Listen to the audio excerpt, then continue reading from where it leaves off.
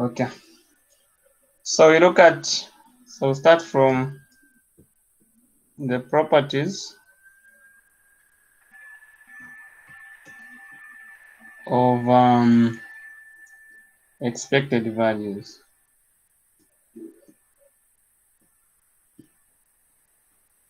Values.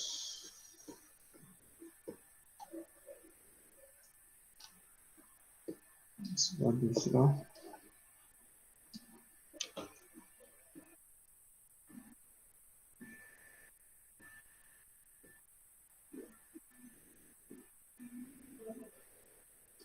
Where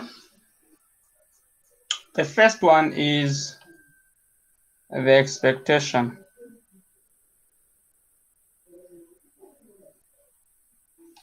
The expectation is equal to, now we have, when you talk about the expectation, we have two types of functions. We have a discrete and a continuous one. So when you define the expectation, we define for the discrete first and then the continuous one, meaning that we'll have it like a piecewise function, where one, we have the sum. So whenever we're dealing with the sum, we know that we are dealing with the expectation. Okay, good. That is if discrete.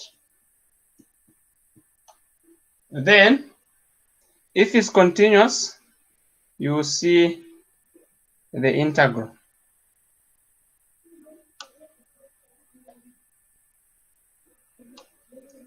That is if continuous.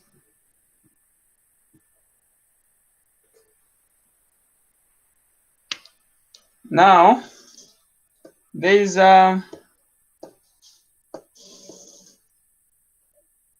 there's quite a lot here. So if we change where there's x there, we put a function, say g. We'll also go in the definition and change wherever there is x, though we'll still be saying for all x, but then instead of putting x there, we'll put the whole g of x. And then p x is equal to x. It's discrete, and also when it comes to, so even here there's supposed to be x. When it comes to the integral, it will still be for all x, but then this time around, you are multiplying the function f by g, and then integrate. So the most important thing here is knowing these properties, which Dr. now puts as remarks. Properties of the expectation. So expected, yeah? Excuse me, sir. Yes. Can you go to the previous board?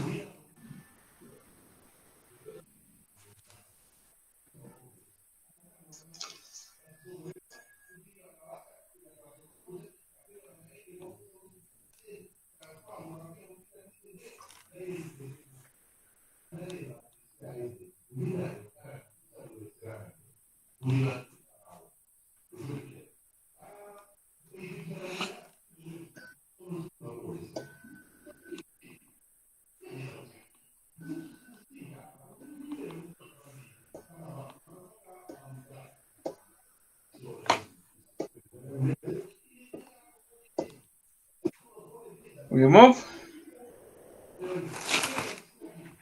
Yes, sir. Thank you. Okay, so the expected value. So I want to look at some properties of this. That one, if you're getting the expectation of a constant, expect to have the same constant. 2. Okay, so when we put that, just after putting it, then we'll be getting a proof of it. So we get a proof. A proof would be, if we use, now you can choose to use any. If you want to improving, you can use the continuous one or the discrete one. So if you use the continuous one, we'll say the expectation of A is equal to the integral of Ox, and then we said whatever is here is what we put there. So we'll have A multiplied by f of x and then integrate with respect to Ox. But this gives us what? A is a constant, it can come out, and then you get Ox f of x dx. But you understand that we define this as what? As just 1. So we get A. That's how we define it. The total probability is always 1.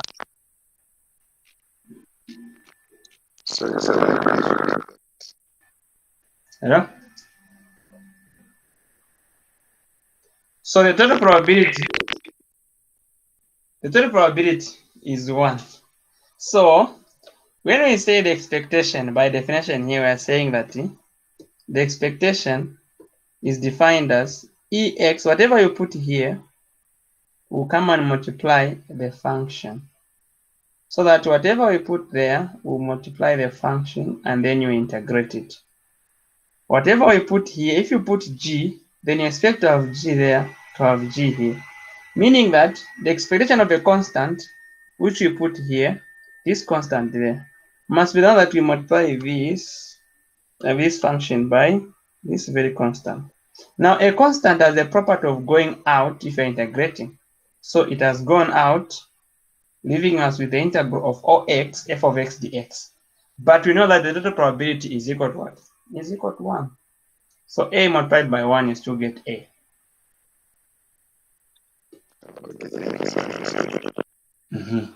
Then, the second property is, Philip. Yes, sir.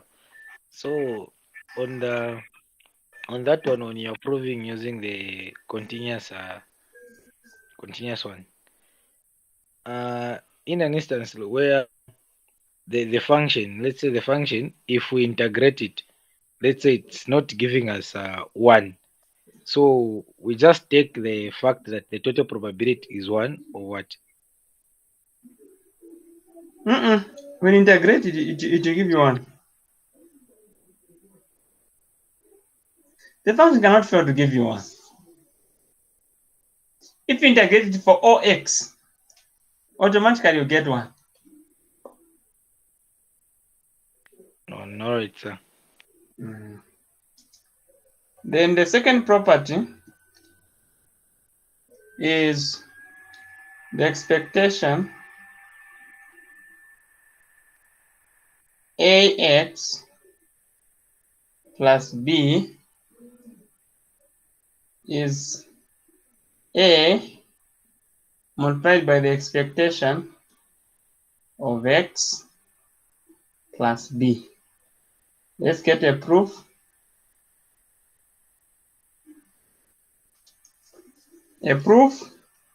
So again, we use the continuous one.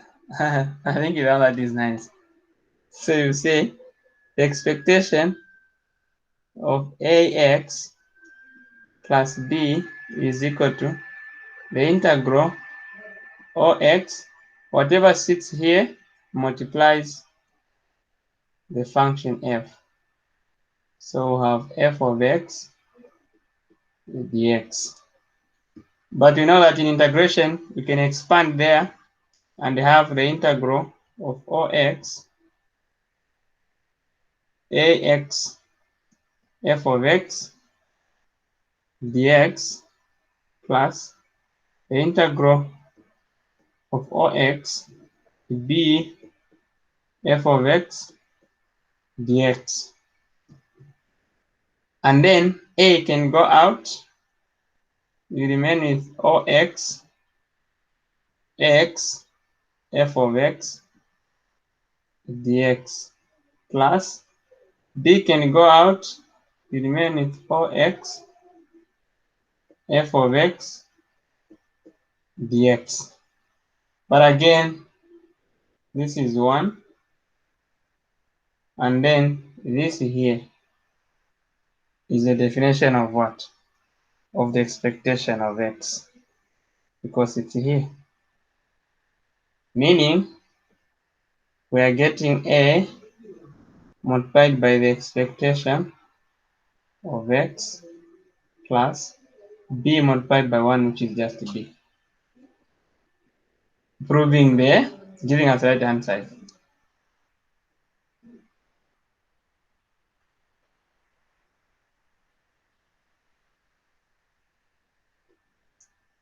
Now, look, the nature of your learning, you guys, is online. So what Dr. Now does is, he doesn't complicate things. He will just bring from his notes and from his story sheet and a bit of some application. So these same proofs, he brings them in the exam. These same things, when he says the test, you find them in the test. For long as it's physical. Because even as we are learning physical, we still had this in our assessments. He asks you prove that the expression of ax plus b is equal to a expression of x plus b from his notes.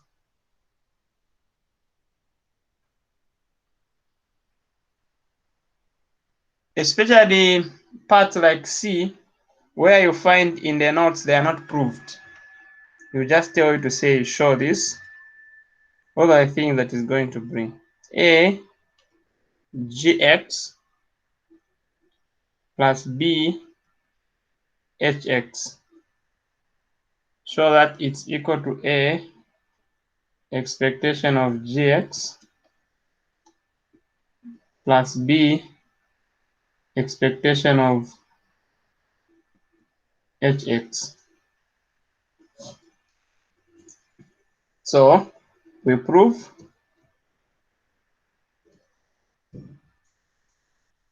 the expectation of a gx plus b hx is equal to the integral Ox a gx plus b hx multiplied by f of x dx.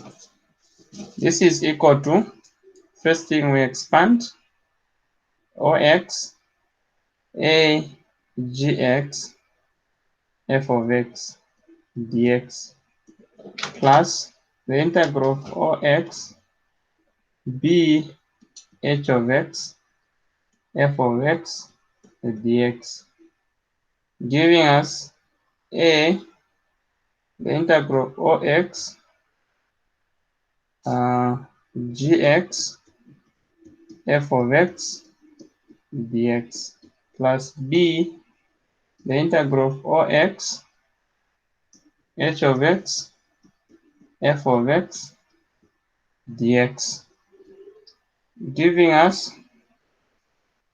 if you look at this, how do we define when there's g? We said it will multiply here and then that.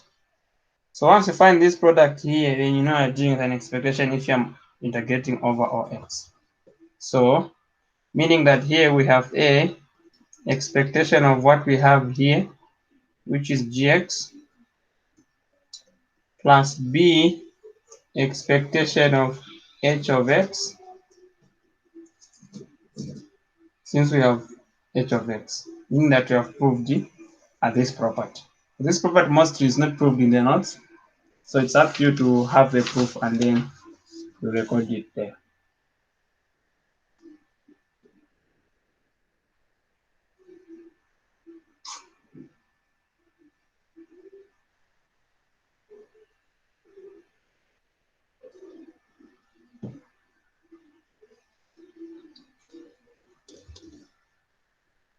Okay, let's do for the variance.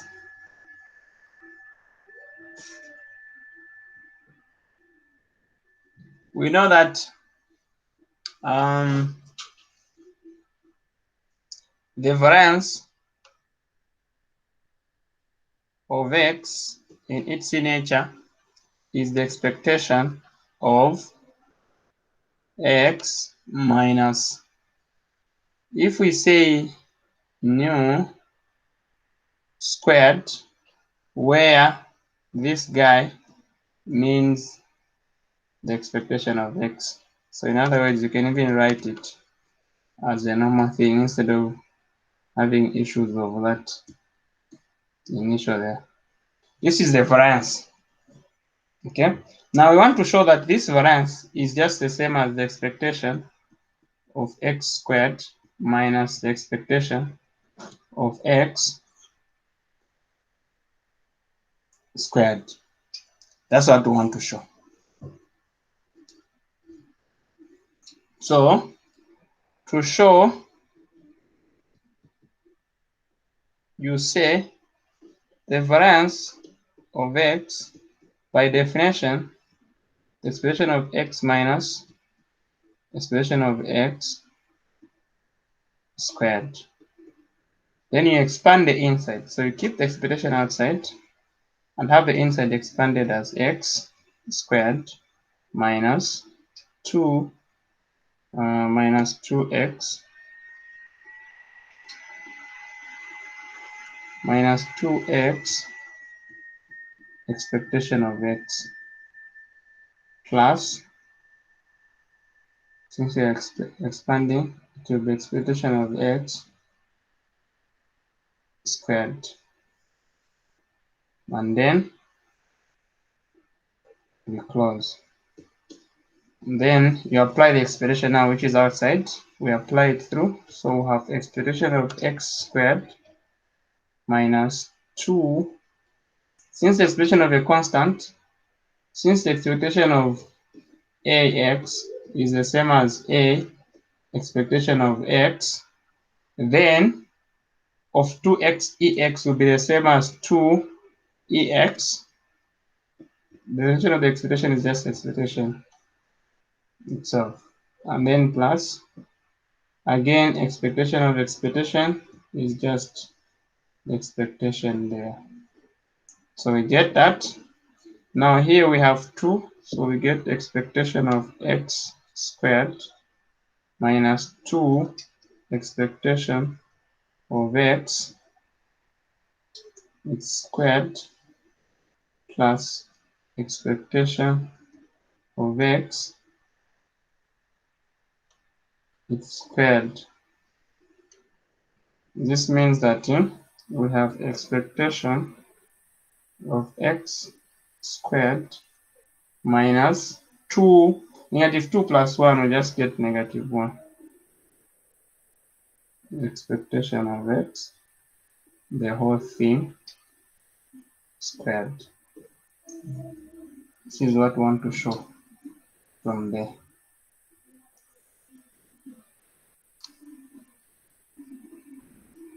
Then from here, we also learn that there are also properties here concerning the same variance, where, so properties,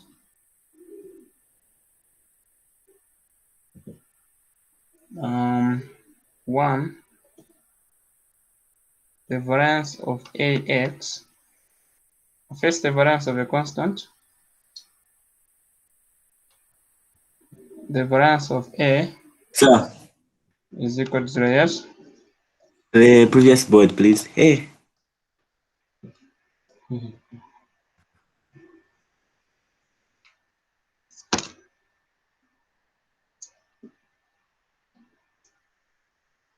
Does it mean that I'm the slow one just? And it just means that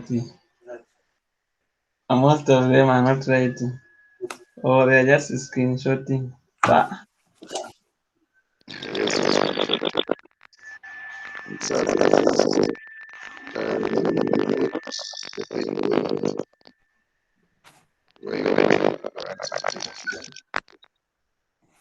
the network is bad. So.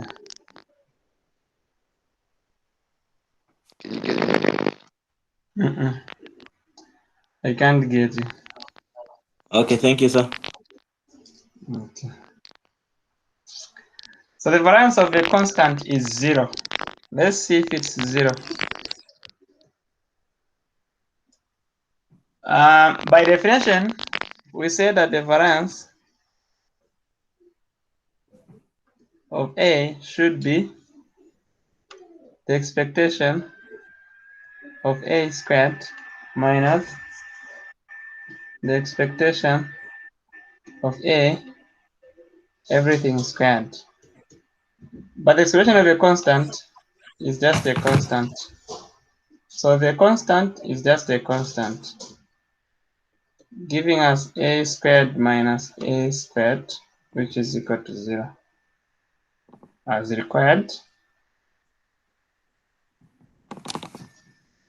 And then 2, the variance of AX is equal to A squared variance of X.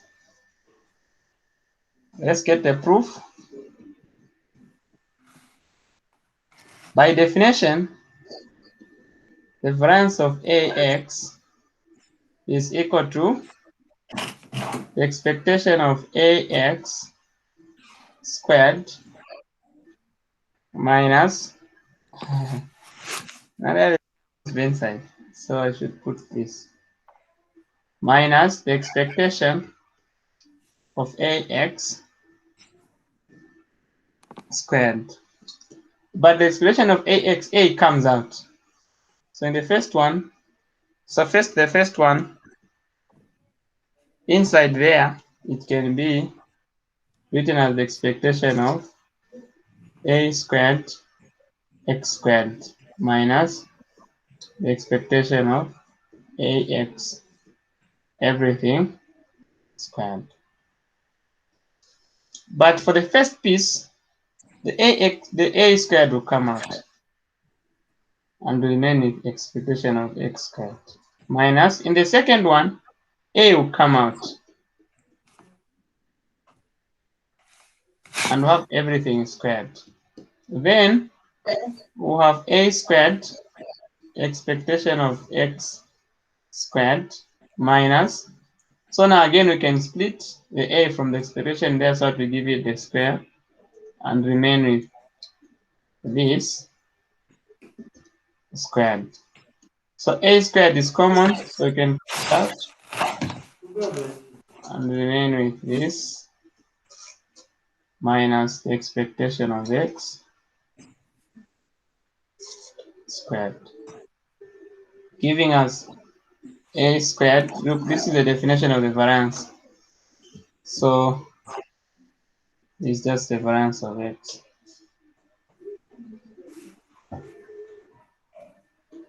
Like that. Which is very much okay.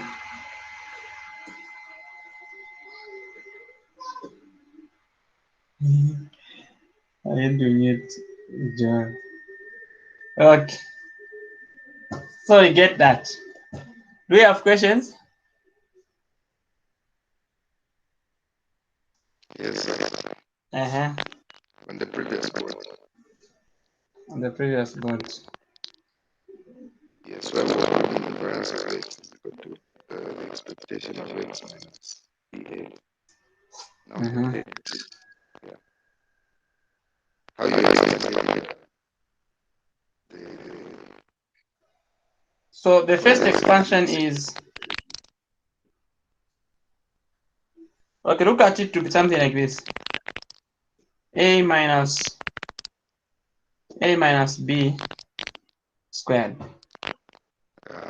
You keep the expectation and then expand a, so you get a squared minus 2ab plus b squared, something like that.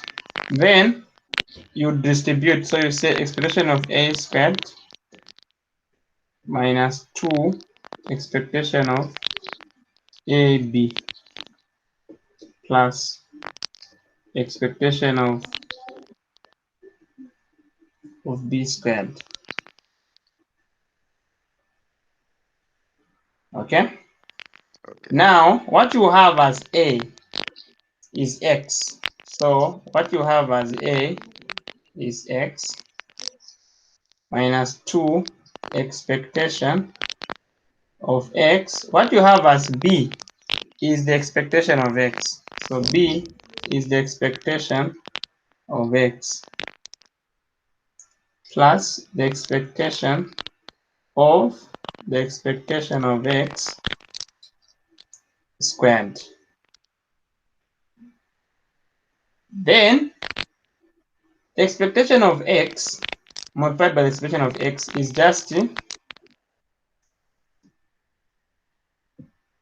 the expectation of x, and then the expectation of the expectation is just the expectation plus the expectation of expectation will still just be the expectation, but this one here is squared. Now that we have two of them, it means that they also, you only have one which is squared also. Then squared plus the other square, except that here we have negative 2. So here we have two of them plus 1. So it's like I'm doing a subtraction in the negative form. So negative 2 plus 1, you get negative 1, which is why we have minus expression squared.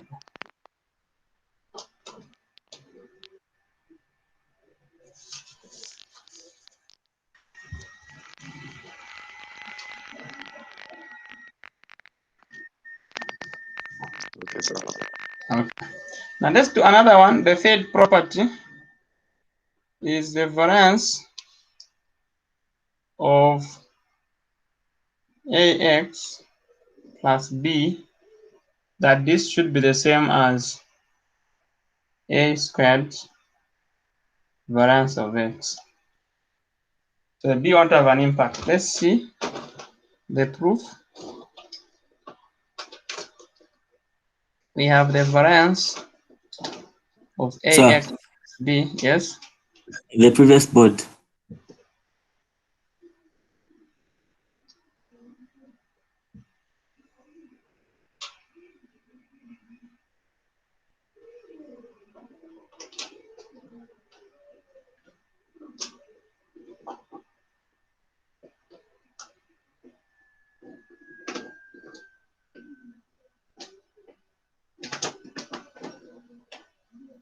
Okay, thank you. Okay. So we have the variance of ax plus b. This is the expectation of ax plus b squared minus the expectation of ax plus b, and the square is outside, giving us the expectation of a squared x squared plus 2 a bx plus b squared minus, and notice that here we're able to expand the expectation inside and a will come out, so it will be something like this. Expression of x plus expression of b is just b. This whole thing is being squared, meaning that we're expanding here, the constant comes out, we remain with the expression of x squared plus, so Joe can be mute, plus 2ab expectation of x and then plus just b squared here, minus, we have a square there, so we'll have a squared, expectation of that squared, minus 2ab, expectation of x, and then plus, which is 2 minus b squared. So I was expanding here, the a ex plus b. When you expand, you get the a squared ex squared minus 2ab, then ex, and then minus b squared, meaning b times b. So that you notice that here, this piece and this one takes care of each other, and then this piece and this one takes care of each other, and what we're remaining with is just a squared a squared ex squared minus a squared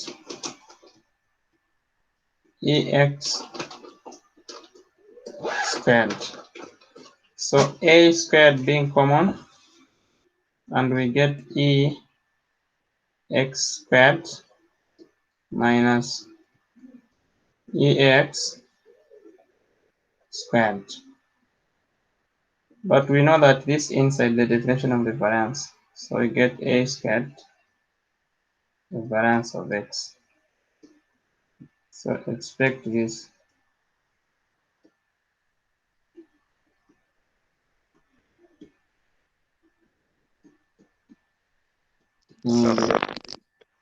And the exam, yes? Is it not supposed to be b squared plus b squared? Not supposed to be? Plus b squared. And the plus is inside, then we have a minus which is outside. So after you are done the expansion, you bring the minus. Okay. Philip? Yes, I've just seen that one. I expect this in the test and the exam. Yeah, most like he likes this one. It's a very nice property. Oh, Yeah, like this variance, you also notice when you reach the covariance, it's also long. Like you have to do the expansions inside and like, because sometimes it becomes difficult for you to realize that you need to split this so that it becomes this one, and then you expand now. So it's a fun one of all the properties that we have dealt with here. all right, sir.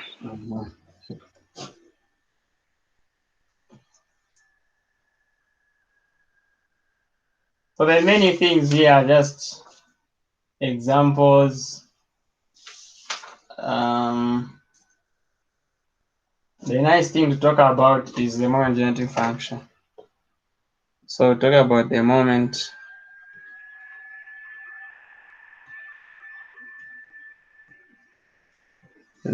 generating function.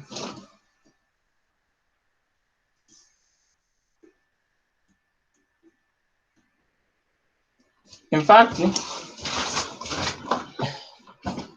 this is defined as mx of t as the expectation of tx, where t lies in the interval, so t is less than h, meaning that negative h is less than t, which is less than h, or some h greater than 0 always. So what we say is that the expectation of xr is given as the moment generating function of x r at 0, evaluated at 0. So this r there means the derivative, the rth derivative of dtr of the mxt. When you're done differentiating, you substitute t is equal to 0. So if you follow this very well, you'll notice that the expectation of x just will just be mx divided at 0, mx1, meaning to the derivative d dt mx of 0. The expectation, this one, the second expectation which we use to find the variance, can also be obtained by differentiating this guy twice, which is d dt, so doing the second derivative, still at 0. So at some point, you won't really have to go through the whole process of getting the variance by expectation. So you get, of course, like this, but then when looking for this piece here, you use the homogeneity function. Just differentiate it twice, substitute 0 where there is t, then subtract the expectation, which you get as your first derivative, and then you just have to square it and do the subtraction.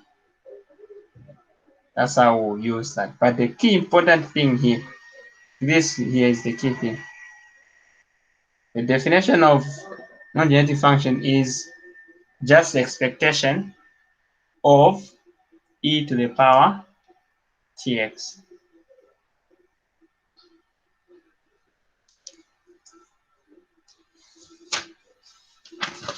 So what's important here?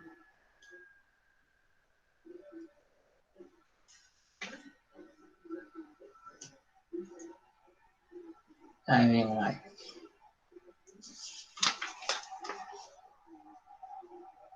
these examples, you can now easily do them because they're not that complicated.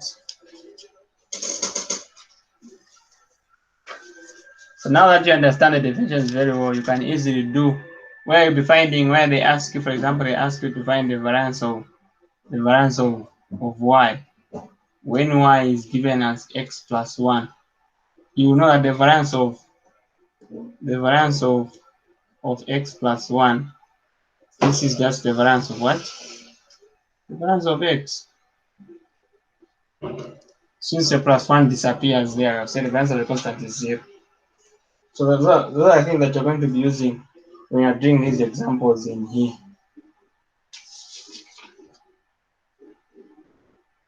Okay.